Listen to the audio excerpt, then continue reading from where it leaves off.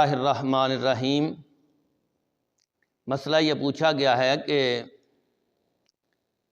حالت حیض میں مرد کے لیے اپنی بیوی کے پاس جانے کی کون سی پابندیاں ہیں؟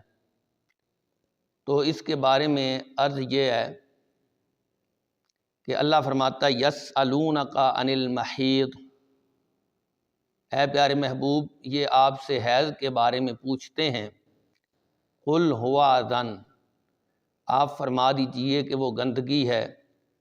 فاعتزلوا النساء فی المحیض، بس تم اپنی عورتوں سے حیض کے دنوں میں دور رہو، جدا رہو۔ ولا تقربوہن حتی یطہرن، ان کے قریب نہ جاؤ یہاں تک کہ وہ پاک نہ ہو جائیں۔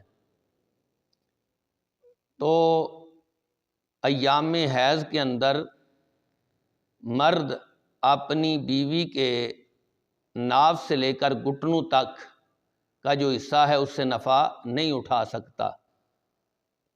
ہاں اگر کوئی ایسا درمیان میں پردہ حائل ہو کہ جس سے اس کے جسم کی گرمی مرد کو محسوس نہ ہو تو پھر پردے کے اوپر سے وہ نفع اٹھا سکتا ہے۔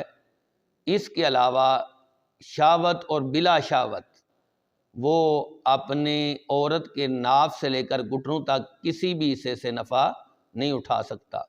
ہاں ناف سے اوپر اور گھٹنوں سے نیچے وہ نفع اٹھا سکتا ہے، اور اس کے ساتھ کھانا بھی کھا سکتا ہے اور اس کے ساتھ لیٹ بھی سکتا ہے۔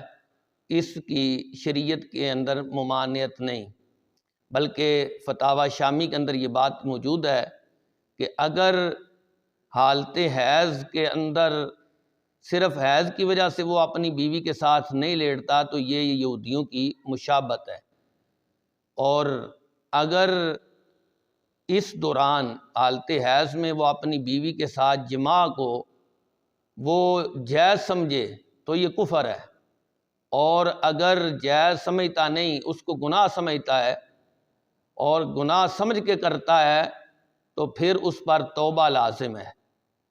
اور اگر اس کے ایام حیض کی ابتدا ہے اور یہ گناہ سمجھ کے اس سے جماع کرتا ہے تو ایک دینار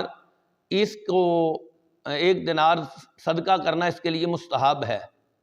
اور اگر اس کے ایام حیض آخر پر پہنچ چکے ہیں، یعنی جتنے دن اس کے تھے وہ ختم ہونے کے قریب ہیں، پھر یہ جماع کرتا ہے تو پھر اس پر نصف دینار صدقہ کرنا یہ مستحب ہے۔